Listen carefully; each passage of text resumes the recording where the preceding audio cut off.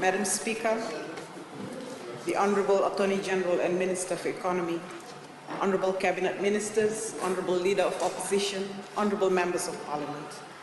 I rise to congratulate and applaud the Attorney General, Honorable Attorney General and Minister for Economy, and his strong team at the Ministry of Economy for the 2018-2019 budget before this August House. I wish to also thank my Permanent Secretary, Directors, Program Managers, and of course the Assistant Minister, Honorable Vina Bhatnagar, for working together with the Ministry of Economy to help us as a ministry yet again receive the highest ever budget allocation for deserving Fijians since the inception of the ministry. I wish to also congratulate the Fijian government for being able to successfully transition from a people's budget in 2017 to a family budget in 2018, which is especially for my ministry a highly important venture because many of the challenges faced by our clientele would be addressed if family was the focus of all leaders and institutions of this country. This budget seeks to build upon what the previous budgets of this government have laid the platform for. For the budget for this August House, my ministry has received $133 million, Madam Speaker. This is a total increase of $19.6 million from the last budget allocation. For us at the ministry and the very important clientele that we serve, this budget is not only a family budget, it is an empowering budget. It is the mother of all budgets. Mother because it cares and it nurtures. Madam Speaker, I'd like to comment on what the Honorable Minister for Agriculture has already stated in relation to this highly elusive letter R. In the current financial year, my ministry was allocated $99.8 million, which was held under R.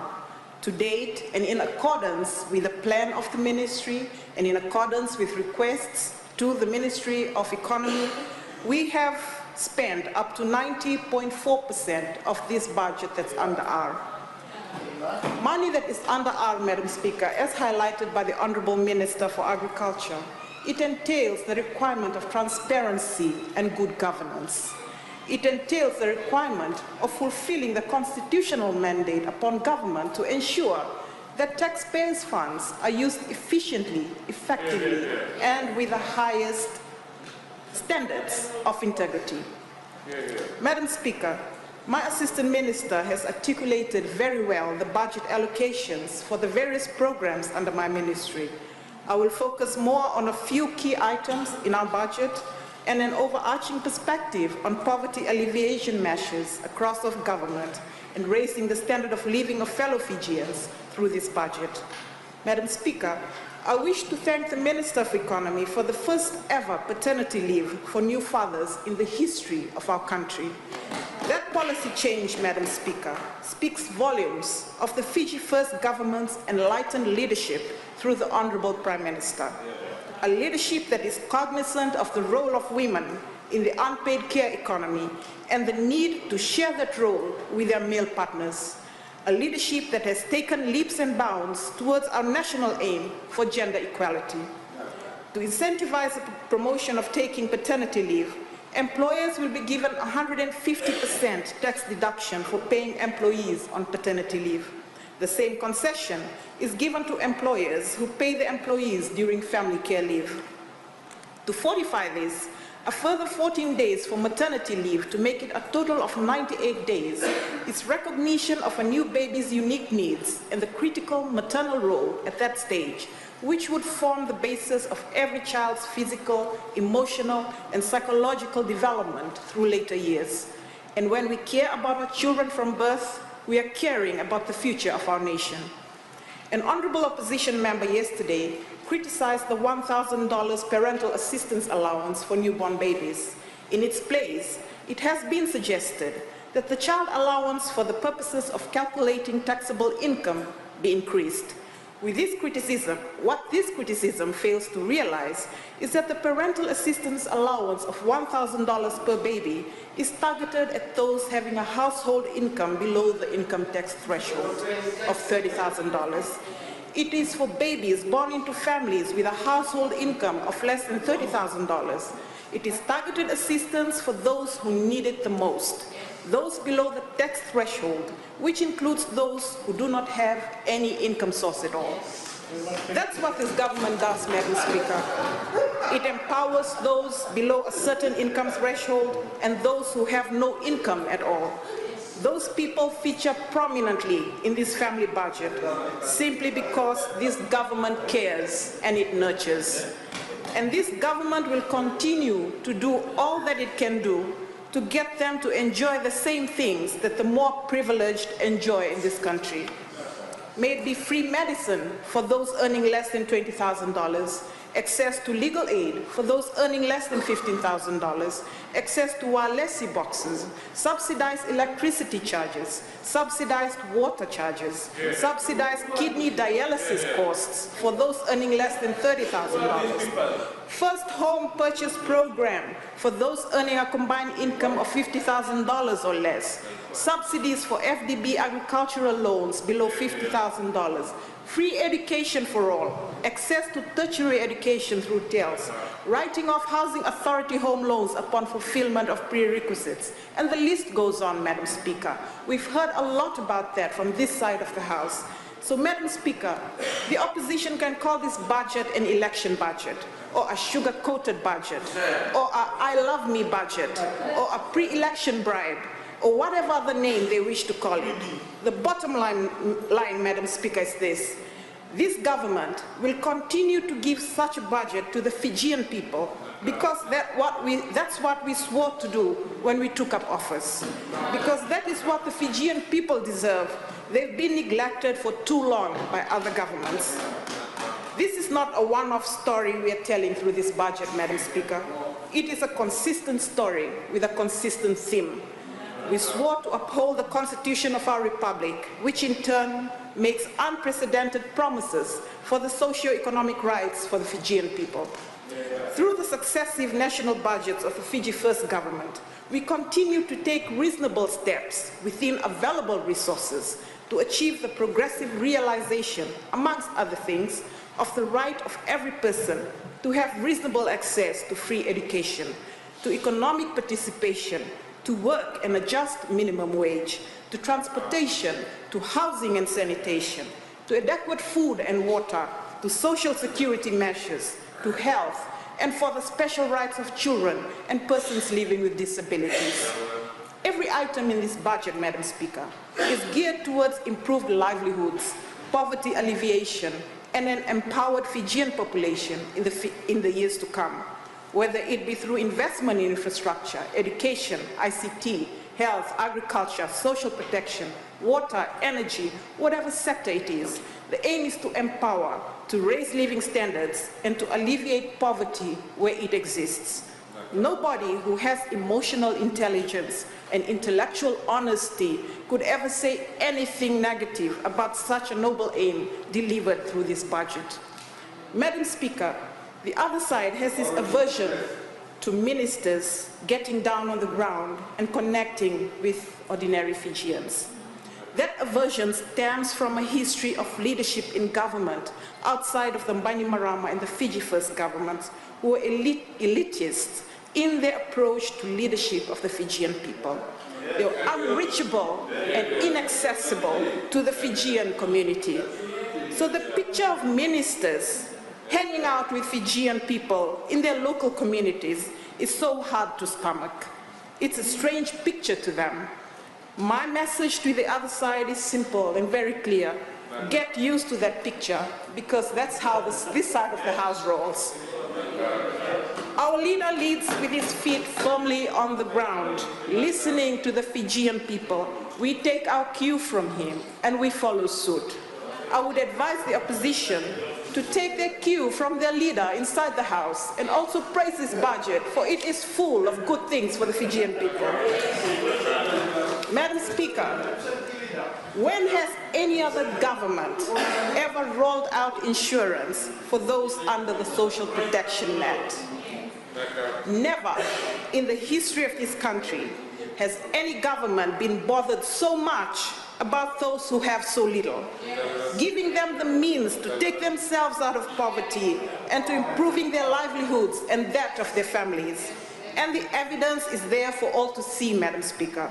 The rate of poverty nationally declined from 35% in 2002-2003 to 31% in 2008-2009, and further declined to 28.1% in 2013-2014. That is statistics from the respective household income and expenditure survey, Madam Speaker. Madam Speaker, the Child Protection Allowance is a monthly allowance for children from low-income families, single-parent families, and prisoner dependents. Monthly allowances are also allocated for children under the care of residential homes. In the current fiscal year, we have a total of 5,531 families benefiting from this program. We welcome the new budget of $9.3 million to further assist families cater for the basic needs of their children.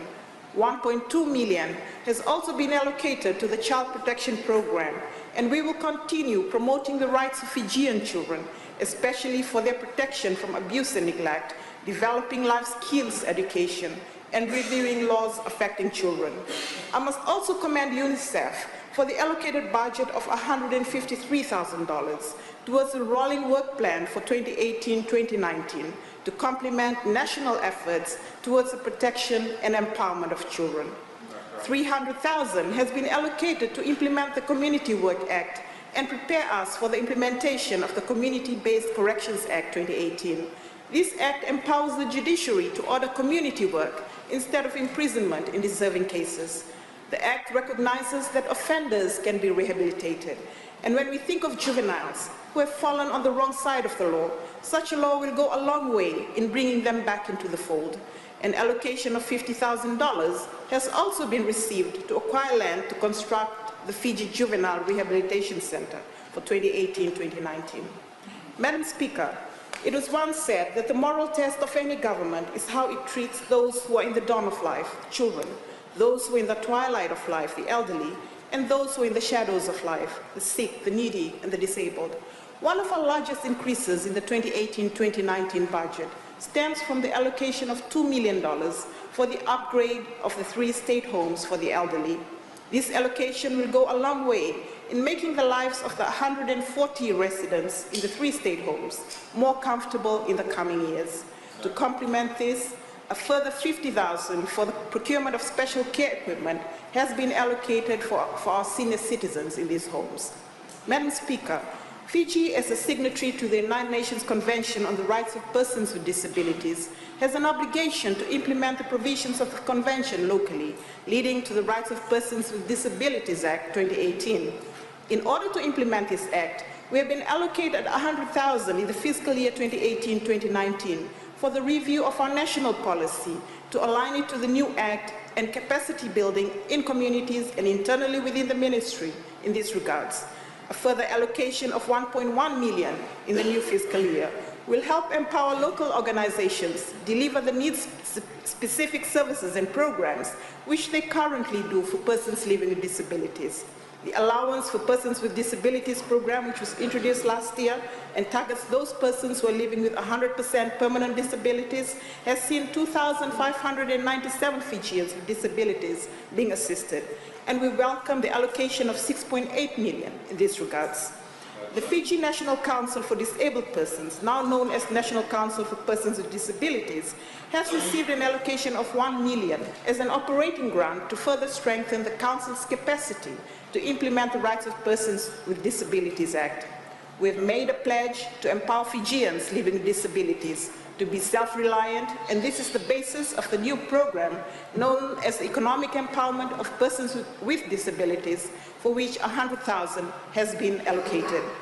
A further allocation of $500,000, Madam Speaker, in this budget is geared towards the retrofitting of homes to make it more inclusive and comfortable for persons living with disabilities and their families. I mean, what other government has ever bothered to look into retrofitting a home to suit those Fijians living with disabilities, Madam Speaker? None. Madam Speaker, as a ministry, a key strategy has been strengthening our ties with our partners to achieve the goals of the ministry and the Fijian government's pledge to leave no one behind. A new allocation of $200,000 has been allocated as a grant to the Homes of Hope, which will enable them to continue running their programs for the 30 young women and girls who have been victimized by sexual exploitation, helping them make a fresh start in life, in their mothering, emotional well-being, and financial independence. Parallel to this will be awareness and capacity building within the women's communities to make changes for prevention and protection. Homes of Hope is a not-for-profit organization working with young women and children who are victims or vulnerable to situations of forced sexual encounters, sexual exploitation, child sexual abuse, and violence. An increase in the budget for grants to women's institutions will see the inclusion of Alamana Hope Center in Tendamulautaka, which runs skills training for widows in rural communities, building their capacities to fend for themselves. Madam Speaker, it is also safe to say that this is also a gender-friendly budget, with the National Women's Machinery being allocated the highest budget in all its existence to implement the goals of CEDAW, which Fiji ratified in 1995, $7.39 million, Madam Speaker. Obviously, investing in our women is smart economics, and as my PS says, we have a lot to give to this country through the efforts of our women. We're still riding high from the earnings of the 4th National Women's Expo, and I'm extremely proud of our rural women artisans. They've made the event a brand in itself, and with minimal marketing, minimal sponsorship, and only 340 exhibitors, this year's sales was over $430,000 for the 3 days. And when we add their takings from the divisional craft shows leading up to the expo, the total sum adds up to $556,000, Madam Speaker. We have been given another $500,000 to stage the expo again in the coming year. Madam Speaker, our women are ready to have a sustainable market for their products, and we will continue to work towards that aim in the new financial year. The Women's Plan of Action has been allocated $1.1 million in the new fiscal year as we plan to expand on the current activities and progress policy work under the 5 thematic areas of the Women's Plan of Action. The Fiji Women's Federation has been allocated $90,000, and we aim to reinforce our ties with women's NGOs to replicate the likes of the Mba Women's Forum in all districts, and to have more consultative forums with Fiji women's NGOs, civil society, and faith-based organizations. Madam Speaker, the allocated domestic violence support budget of $100,000 will ensure that preliminary work and consultations with relevant stakeholders is carried out for the establishment of a domestic violence support fund in the 2019-2020 fiscal year. The fund will provide for an allowance to unemployed victims who have no financial support system and who have taken out a domestic violence restraining order against employed perpetrators, who normally provides for the victim's well-being. A recent study by the Fiji Women's Crisis Center reveals that 49% of women never left violent relationships because they were not able to support their children. Madam Speaker, the biggest raise in the budget of the Department for Women comes from the allocation of $2.5 million towards the construction of the Barefoot College of Fiji. Because of its potential to spur economic independence and social mobility, solar energy has a unique intersection with SDG 5, which addresses the empowerment of women and girls. The Barefoot College of Fiji, Madam Speaker, is a unique platform for women, particularly rural women, to build the capacities for the green industry. That's what this government does, Madam Speaker. It doesn't only live in the now. We prepare for the future whilst empowering Fijians in the now. The empowerment of women done through this government, Madam Speaker, is cross-cutting. It's done through specific women empowerment programs in other ministries as well, like the cottage industry budget with the Ministry of Agriculture, the Ministry of Youth, the Ministry of Industry, Trade, which has helped 2,169 women up until Jan 2017 in the Small Business Grant.